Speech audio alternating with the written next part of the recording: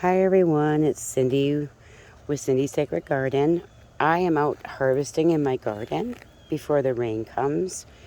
And my bee balm has pretty much all the little flower tips have been hit by the rain, and you can see that. And so I am collecting a basket of these flowers to dry that I will use this winter in herbal teas and also in soups and stews for the peppery flavor. And I'll also add some of these to my daily lovely salads I've been having from my garden. The hummingbirds had pretty much gotten all the pollen out of the flowers. I haven't seen them here. So this is a really good time to utilize. I posted a little earlier on my page this beautiful popsicle recipe that you use hydrosols from my friend Ash. So I might even try some of mine, some of my petals, and some ice cubes to put into like my lady slipper tea for a nice chilled tea when I have company, or salads, tea. All those are wonderful things that these flowers that smell amazing, very peppery, and they're kind of wet, so I really am going to air dry these. In fact, you can see the moisture on my fingers. So we don't want them getting moldy if I'm going to utilize this for medicines later. I also know how wonderful these are in steam inhalation if you have a really bad sinus infection, cold, lung infection. So I am doing this for later. Yes. And I also was out in my garden finishing up some harvesting. So I have fresh basil, lots of it. I'm going to make some pesto, and then I am going to just take olive oil, chop this up, and freeze it into my jars, and put them in the freezer. And I love to pull them out in the wintertime to add with spaghetti, or if I'm making a nice Italian dinner. So I'm going to save. I have so much more. This was because it was starting to flower, and so you could pinch that back.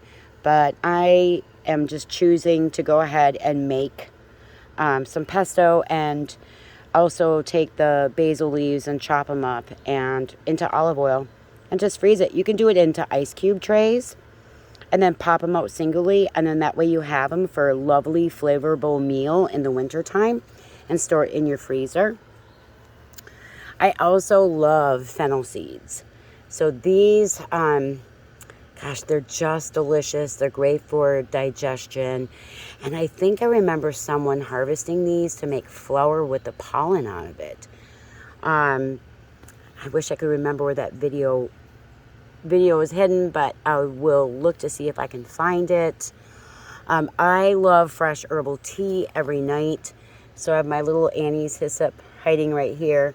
This is all hyssop here. I'm going to hang that right in my kitchen so I can snag it at night and make this delicious fragrant tea.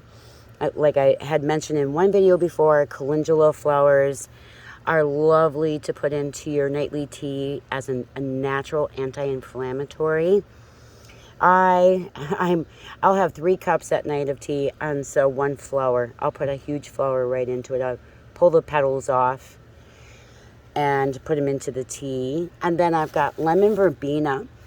And lemon verbena, guys, is like a natural alternative to that nice lemony tang of lemon balm, but it's even more aromatic, and it doesn't cause you to be sleepy. So this is a really lovely one to blend in a chilled herbal tea during the day. And there are some of my bee balm flowers that I will dry really well and utilize for future medicine and for my food.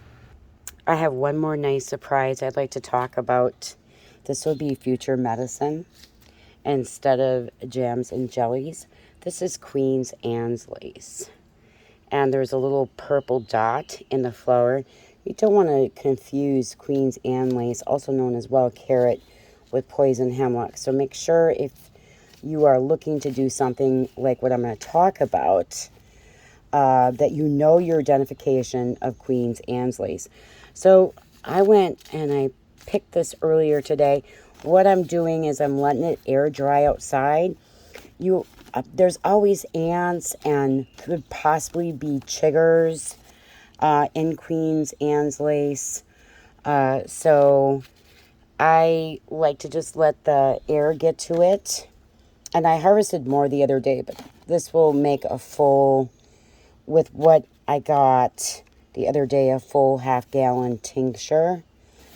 And it has been used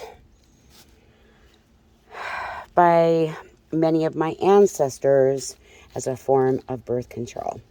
So it's a natural way, and I'm hesitant about how much I'm going to share until I actually make the tincture. But there are some really great URLs out there on how to use it as a contraceptive. And I'm really about women's health.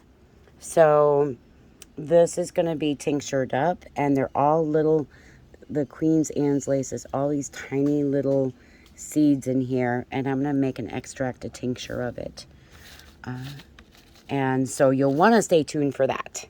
I'll have more information in the near future. I hope everyone has a great day.